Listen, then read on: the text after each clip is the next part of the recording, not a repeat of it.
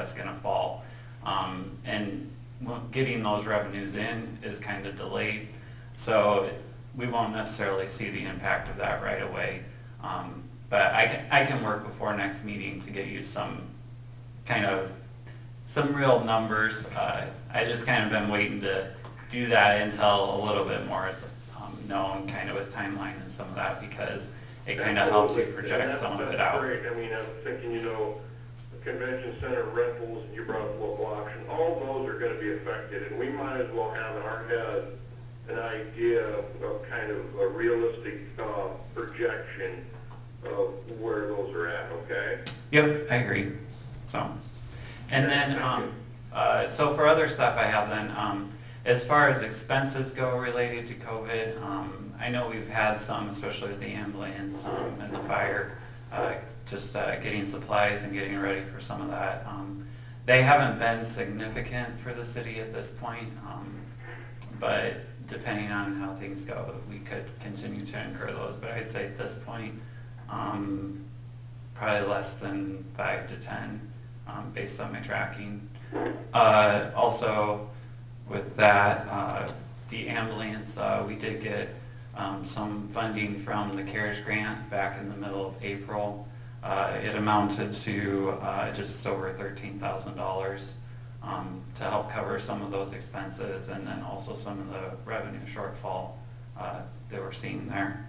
And then I know Jason had mentioned this at the last meeting, but we did get awarded a $30,000 grant for the airport from the CARES Act as well.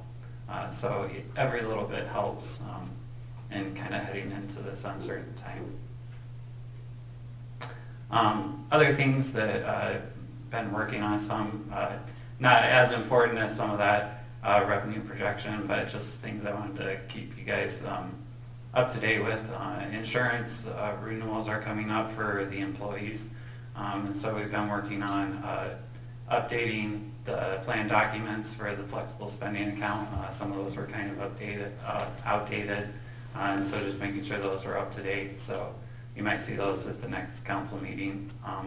And then also on the health insurance, costs continue to go up with healthcare, obviously, and so trying to keep those in check for the city.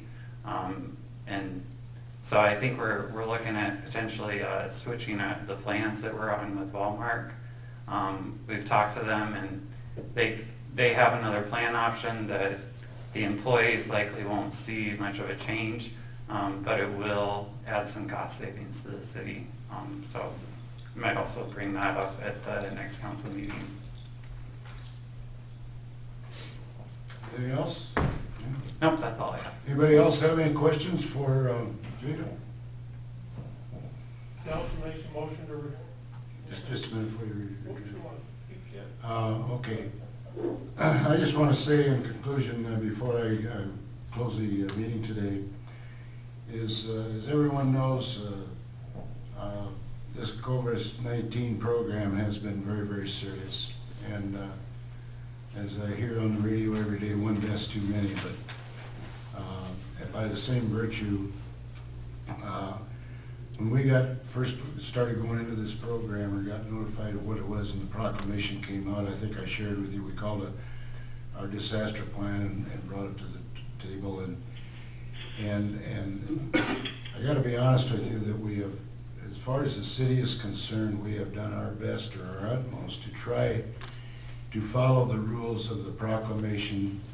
Not only Trump, but also particularly the governor has put out many times. And I know it's not been easy. It's been very, very sad, to be very honest with you, because it's changed a lot of people's lives.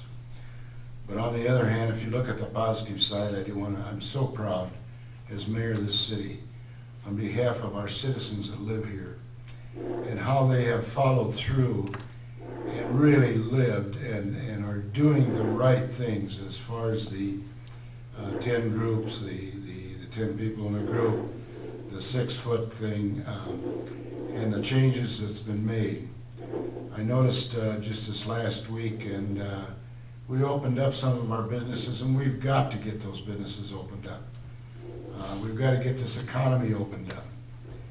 And I did notice that I kind of watched a lot of the places that did open up, and particularly restaurants. I think that a lot of us in this town are concerned about even going in there. I mean, for what we've been through, they were not packed. The rules was laid out, the restaurants were following them, but by the same virtue, there wasn't a big bulge.